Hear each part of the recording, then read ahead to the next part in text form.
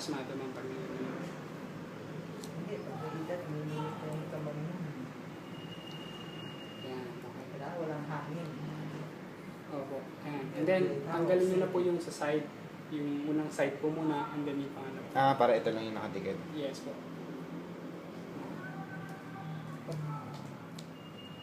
Yung gupit, kailangan eksakto sa sugat. Ay, dun sa nakalabas. Opo, ito po. Pag sobra, okay lang din. Huwag lang kukulangin. Kasi tutulo. Pag sobra ma'am, hindi rin dapat Okay na eh. po kasi Laukita eh.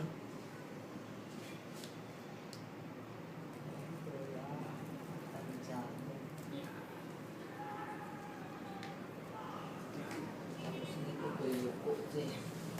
Okay.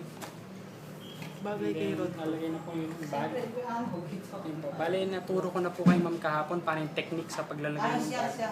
Opo. Bale, ang gagawin niyo po sir, yung fingers niyo po, ilalapat niyo dito. Ayan, pag ganyan. And then, lapat niyo yung bag.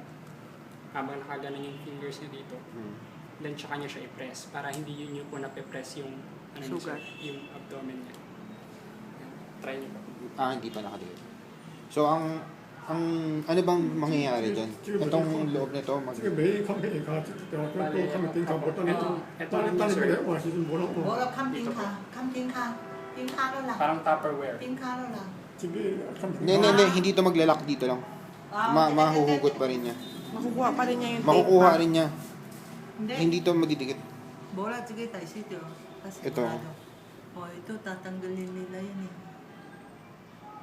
Ay, paano na? Tanggalin mo. Bukas, tatanggalin mo.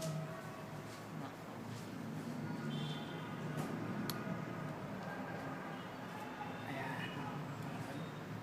Ayan, dyan na lang po sa Hindi pwede. Didikit niya yun. Gupitin na lang. Hindi. Teka mo. Saan mo didilagay yan? Ayan, sige. Sige. Hindi mo rin man pwede ilagay dito yun eh. Gupitin na lang. 그래서 마법으로 빼기는 Babaw. Tsaka hindi na rin madikit. Sir, mas maganda po yata kung pag ganito yung lagay nyo. Kasi dito po yung tama na. Pag Nakaharap ano, sa'yo. Yan. Yung gravity po yung Yan, okay na. ayan po. Yung fingers na po. Mas maganda po kung manggagaling kayo sa ilalim, sir, pataas.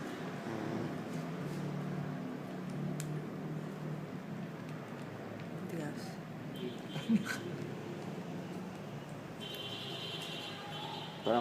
Parang wala nangyayari.